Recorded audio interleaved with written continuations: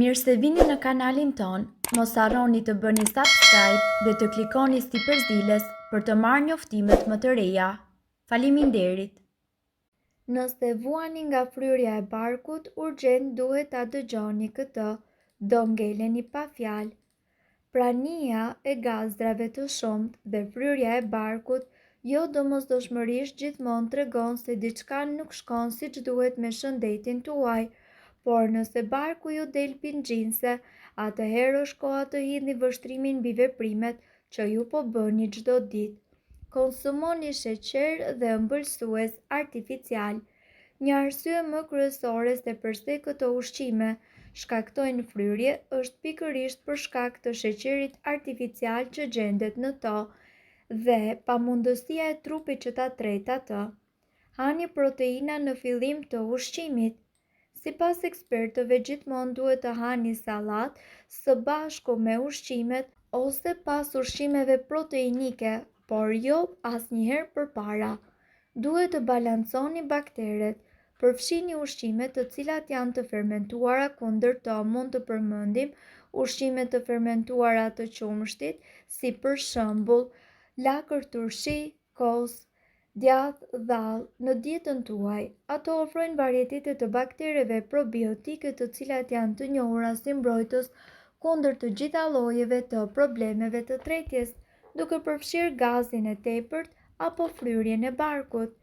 E keni pyetur ndonjëherë veten se çfarë ju bën ju të ndiheni të fryrë? Përvoja me fryrjen mund të jetë e ndryshme për të gjithë. Mund të jetë një ndjenjë ngopje pasi keni ngrënë ose barku juaj mund të jetë i tensionuar. Shumë kanë edhe fryrje e cila njëkohësisht mund të jetë edhe e dhimbshme, ndërsa të tjerët të zgjohen të fryrë. Ajo që mund t'ju befasojë është se ndërsa fryrja shpesh duket si gaz i tepërt, ulëmtimet tregojnë se ky nuk është rasti i vetëm. Çfarë shkakton fryrjen? Për shkak se fryrja nuk është e njëjtë për të gjithë, mund të prisni që ajo të ketë shumë shkaqe dhe për këtë keni të drejtë. Ajo që shkakton fryrjen e barkut tek një person mund të mos jetë e njëjtë tek një tjetër, dhe këtu ne do t'ju tregojmë disa nga faktorët më kryesor të këtij fenomeni. Gëlltitja e ajrit, përtypja e çamçakëzit ose biseda sidomos gjatë ngrënies, konsumi i ushqimeve të cilat prodhojnë gazra, hani shumë shpejt duke çuar në përtypje të dobët dhe gëlltitje të më shumë ajër. Ngrënia e tepërt, nëse kalon kohë nëpërmjet vakteve, ne priremi të hamë tepër. Madhësia e vaktit në lidhje me madhësinë e barkut. Nëse keni një bark të vogël, do të vini re se ai zgjerohet më shumë kur hani sasi të mëdha. Tretje hipotonike, si për shembull zbrazja e ngadalë të stomakut ose eliminimi i ngadalët. Ndryshime në dietë të tilla si për shembull ngrënia e më shumë ushqimeve të pasura me fibra, mosbalancimi në bakteret e zorrëve, stresi i cili gjithashtu mund të ngadalësojë tretjen. Kur fryrja e barkut është normale dhe kur është shenjë diçkaje tjetër. Studimet kanë treguar se një person mesatar prodhon 0,6 deri në 1,8 litra gaz në ditë, edhe nëse nuk e kuptojnë këtë. Për shumë njerëz, kalimi i gazit përmes traktit tretës nuk shkakton simptoma dhe është një shenjë njerëzore të shëndetshme, por të tjerët shpesh përjetojnë fryrje të pakëndshme dhe gazra. Nëse kjo ju tingëllon e njohur, gjëja e parë që ju duhet të bëni është me patjetër që të bisedoni me mjekun tuaj për të përjashtuar ndonjë shkak serioz, si në vijim, sindroma e zorrës së irrituar, sëmundje inflamatore e zorrëve, kapsllëku, gastropareza dhe gjithashtu inflacioni është i ndërlikuar. Ajo që funksionon për dikë mund të mos funksionojë për ju. Gjithashtu nëse fryrja juaj shoqërohet edhe me ndonjë nga këto simptoma, duhet me patjetër të shkoni menjëherë tek mjeku, si për shembull gjak në jashtëqitje, vështirësi në gëlltitje, të vjella të përsëritura, humbje peshe të pavullnetshme, temperaturë ose verdhës. Disa këshilla për të hequr qafe, fryrjen e barkut përderisa nuk ka ndonjë sëmundje tjetër. Hani ngadalë dhe përtypni mirë ushqimin. Sa më mirë që ta përtypni ushqimin, aq më me efikasitet ju do ta tretni atë duke lënë më pak stomak për fermentim. Rritni gradualisht fibrat. Nëse dëshironi të filloni të hani më shumë fibra, është e rëndësishme të mos shtoni shumë në të njëjtën kohë. Duhet kohë që zorrët tuaja të mësohen me fibrat. Shmangni të flisni me gojën plot pasi do të gotisni më shumë ajër. Shmangni pijet e gazuara në kohën e vaktit.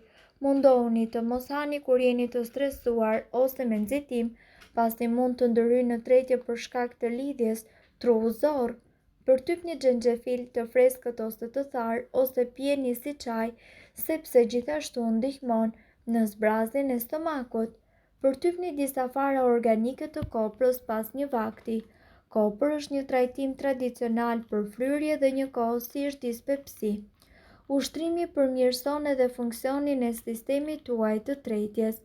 Shmangni ose zvogëloni alkoolin pasi ai mund të irritojë zorrët tuaja dhe të dehidratojë, duke çuar kështu në kapsllëk. Fryrja e stomakut është irrituese dhe e bezdishme, veçanërisht në qoftë se ajo ju ndodh shpesh, sidomos pas ngrënies.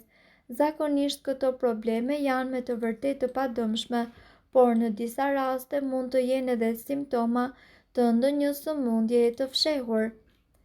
Çaji i energjikut. Çaji i energjikut e qetëson stomakun tuaj dhe njëkohësisht ndihmon në eliminimin e fryrjes.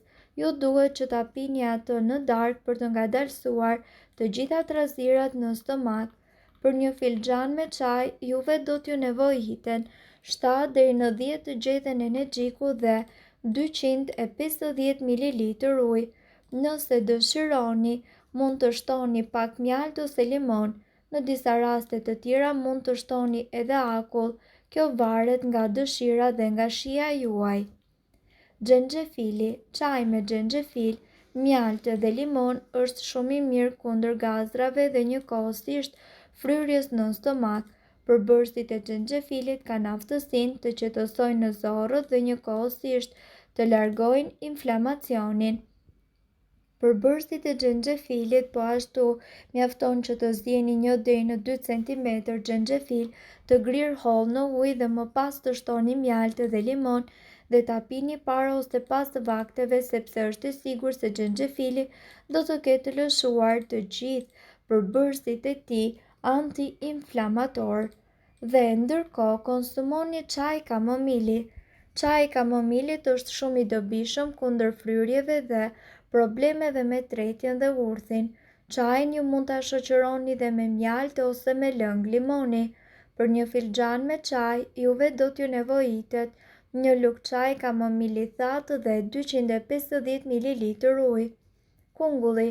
Shpesh fryrjet shkaktohen nga fibra e tepërt në stomak dhe në zorr. Kungulli i verdhë është shumë i mirë kundër këtij problemi sepse eliminon fryrjet. Hani një filxhan me kungull të zier ose të pjekur gjatë një vakti për të mos patur fryrje. Ujë me limon. Uji me limon është shumë i mirë për shpërbërjen e dur të ushqimit. Sipas informacioneve, uji e pastron sistemin tuaj, ndërsa limoni ndihmon në përmirësimin e tretjes. Uji me limon ju mund ta pini menjëherë sapo të zgjoheni për të patur një fillim sa më të mbar të ditës.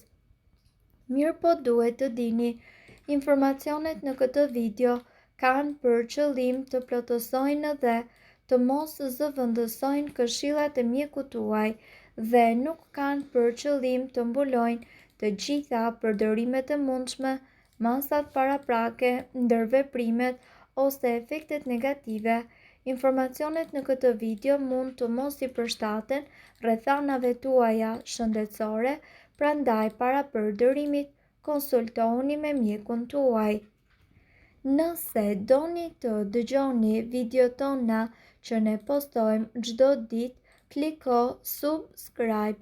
Ju ftojmë gjithashtu të bëni like në videot tona nëse i keni dëgjuar dhe pëlqyer ato. Faleminderit që e pat videon ton. Shpërndajeni këtë video në profilin tuaj në mënyrë që të informohen edhe shokët tuaj. Faleminderit.